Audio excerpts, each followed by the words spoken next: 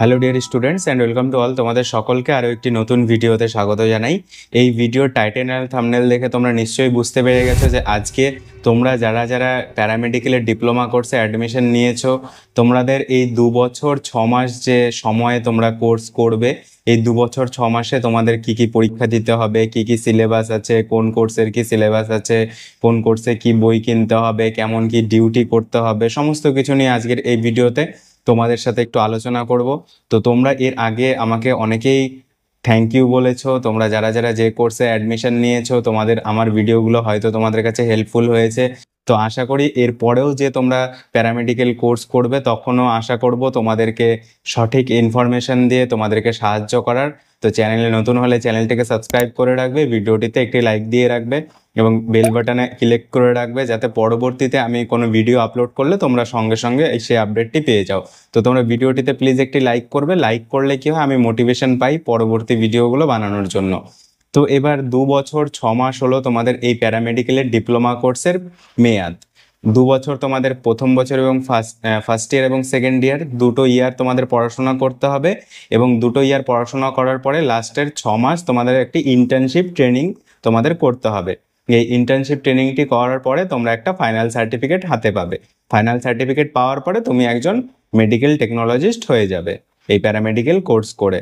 এই 13টি যে প্যারামেডিক্যালের কোর্স আছে, তোমরা বিভিন্ন কোর্সে অ্যাডমিশন নিয়েছো, কেউ সরকারিতে অ্যাডমিশন নিয়েছো, কেউ প্রাইভেটে অ্যাডমিশন নিয়েছো।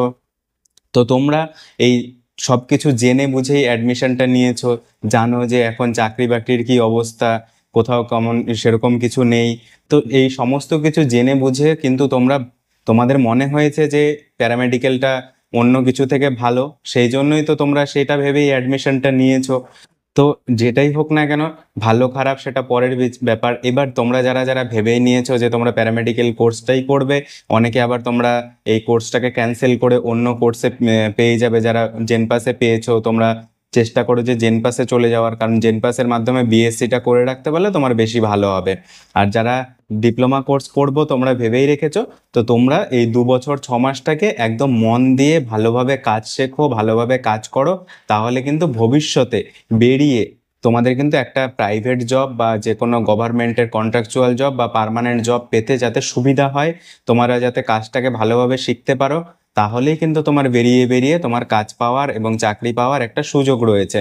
এবার যদি তোমরা সারা এই 2 বছর এটাই ভাবতে থাকো যে বেরিয়ে চাকরি হবে কি হবে না, সেটা ভেবে যদি তোমরা বসে থাকো, তাহলে কিন্তু তোমাদের ভবিষ্যতে ওই চাকরি হবে না, ঠিক আছে, ওই ডিপ্রেশনেই ভুগতে হবে।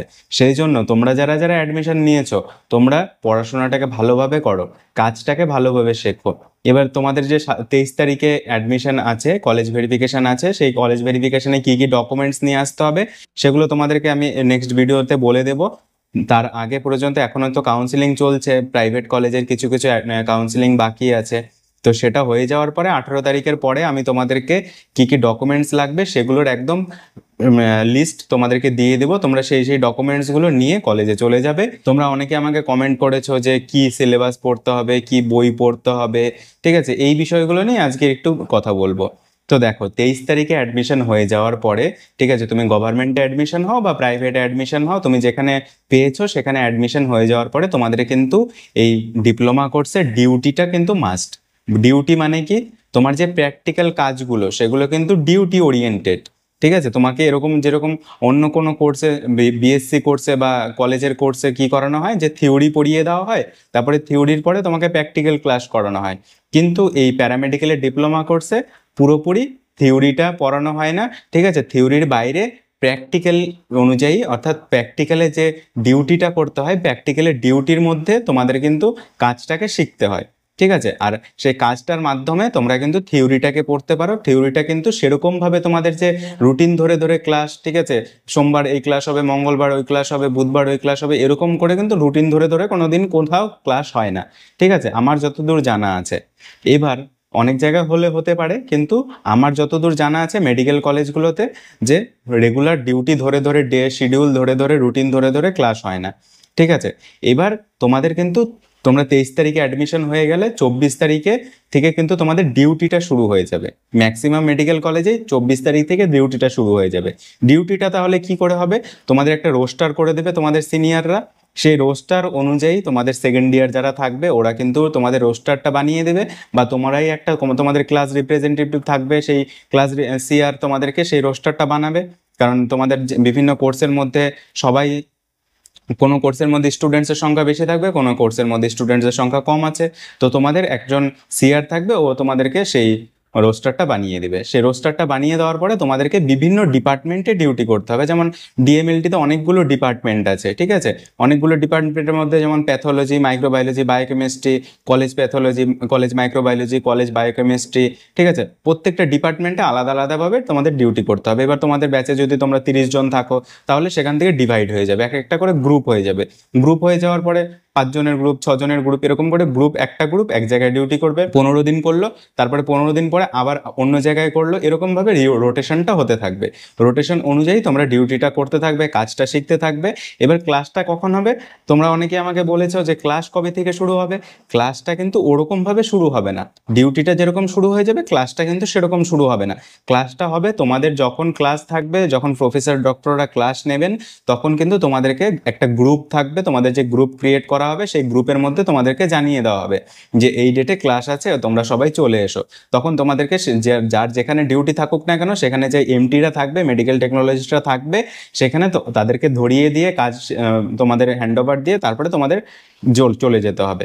এবার তোমাদের কাজটা কিন্তু তোমাদের সেকেন্ড ইয়ারের আন্ডারে, এবং তোমাদের যেখানে এমটিরা থাকবে তাদের আন্ডারে, এবং তোমাদের ইন্টার্নরা থাকবে তাদের আন্ডারেই ফার্স্ট ইয়ারে কিন্তু অবজারভেশনটা করতে হবে। অবজারভেশন অনুযায়ী তোমাদের কিন্তু অল্প অল্প করে তোমরা কাজটাকে করতে পারবে।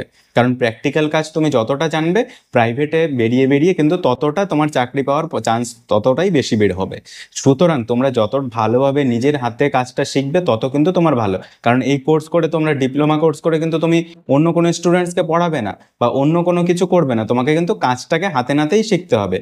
ঠিক আছে, তোমরা যদি গ্র্যাজুয়েশন কোর্স করো, তাহলে গ্র্যাজুয়েশন করে যেরকম তুমি ডিপ্লোমাদের পড়াতে পারবে, অন্য কোনো কাউকে পড়াতে পারবে, একটা টিচিং প্রফেশন, ঠিক আছে, কিন্তু এই ডিপ্লোমা করে কিন্তু তুমি কোনো টিচিং প্রফেশনে যেতে পারবে না। তুমি যদি আবার গ্র্যাজুয়েশনটা করে নাও, তখন তুমি টিচিং প্রফেশনে যেতে পারবে। সুতরাং তোমাকে হাতে তুমি যতটা কাজটা শিখবে, হাতে নাতে যতটা ভালোভাবে কাজটা করতে পারবে, তত কিন্তু তোমার লাভ।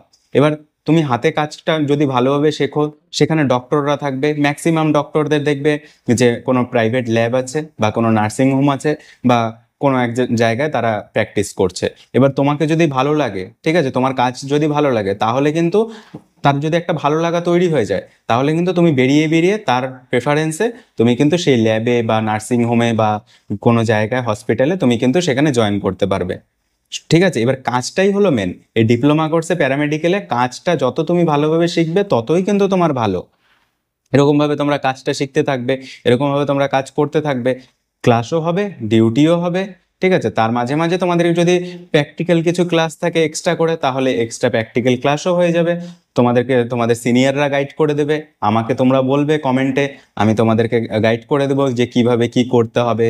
কোথাও অসুবিধা পড়লে, কোথাও কিছু সমস্যায় পড়লে, কোথাও কিছু বুঝতে অসুবিধা হলে আমি তোমাদেরকে হেল্প করার চেষ্টা করব।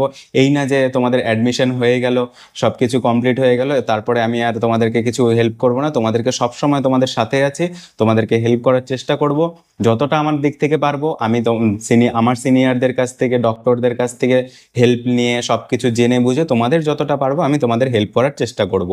তো এবার তোমরা এইভাবে ডিউটি প্র্যাকটিক্যাল করতে থাকবে, ক্লাস করতে থাকবে, করার মাঝে তোমাদের কিন্তু ফার্স্ট ইয়ারে একটা শেষের দিকে, মানে আগস্টে কিন্তু ফাইনাল পরীক্ষা হবে। এখন যেমন সেপ্টেম্বর মাস চলছে, আগস্টে পরীক্ষা হবে। এই বছরে যেমন সেপ্টেম্বরে পরীক্ষা হলো, এবার তোমাদের কিন্তু নেক্সট ইয়ারে যদি সবকিছু ঠিকঠাক থাকে, আগস্টে কিন্তু পরীক্ষা হবে তোমাদের ফার্স্ট ইয়ারদের। ঠিক সেরকমভাবেই 1 বছর পরে আবার পরীক্ষা হবে। তো পরীক্ষা হওয়ার আগে কিন্তু একটা ইন্টারনাল পরীক্ষা হবে। ঠিক আছে, পরীক্ষা দুরকম ভাবে হবে, একটা ইন্টারনাল পরীক্ষা, একটা এক্সটার্নাল পরীক্ষা। ইন্টারনাল পরীক্ষারও কিন্তু মার্কস তোমাদের ক্যালকুলেট হবে, ঠিক আছে, আর এক্সটার্নাল পরীক্ষারও কিন্তু মার্কস তোমাদের ক্যালকুলেট হবে। তারপরে যে ফাইনালটা হবে সেটা কিন্তু তোমাদের ফাইনাল। ঠিক আছে, ফাইনাল যে রেজাল্টটা থাকবে, মার্কশিট থাকবে, সেখানে কিন্তু ইন্টারনালেরও নাম্বার থাকবে। ইন্টারনাল পরীক্ষা মানে সেই পরীক্ষাটা কলেজের তোমাদের ডিপার্টমেন্টেই হবে, ঠিক আছে, আর এক্সটার্নাল পরীক্ষা তোমাদের একটা আলাদা এক্সামিনেশন হলে হবে, যে পরীক্ষাটা স্টেট মেডিকেল ফ্যাকাল্টি কন্ডাক্ট করাবে।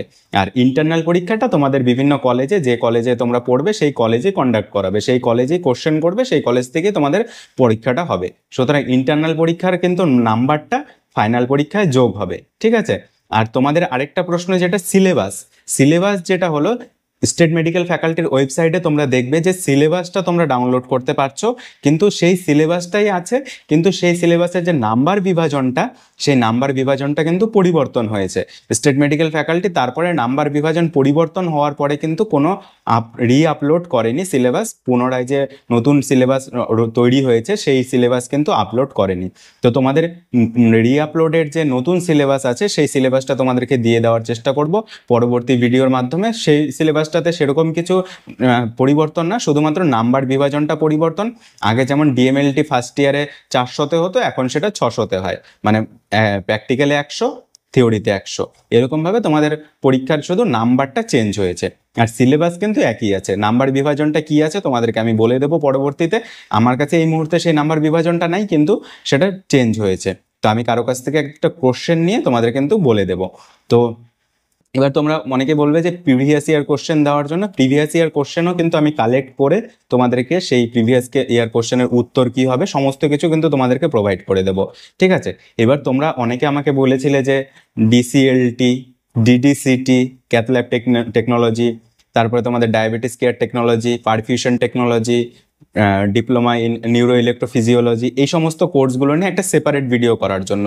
তো আমি এই সমস্ত কোর্সগুলো নিয়ে একটা সেপারেট ভিডিও কেন করিনি এখনো পর্যন্ত, কারণটা কি যে তোমরা এই কোর্সগুলো যে আছে এই কোর্সগুলো কিন্তু একটু স্পেশাল কোর্স, স্টুডেন্ট সংখ্যা খুবই কম।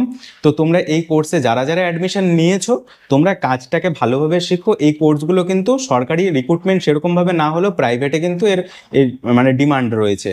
সুতরাং তোমরা এই কাজগুলোকে ভালোভাবে শেখো, সেরকম কিন্তু কোনো প্রেশার নেই, ঠিক আছে। তোমরা কাজটাকে ভালোভাবে শিখতে পারলে প্রাইভেটে কিন্তু তোমাদের এই কোর্সগুলো কমপ্লিট করার পরে তোমাদের কিন্তু কোথাও না কোথাও একটা জব পাওয়ার সম্ভাবনা আছে।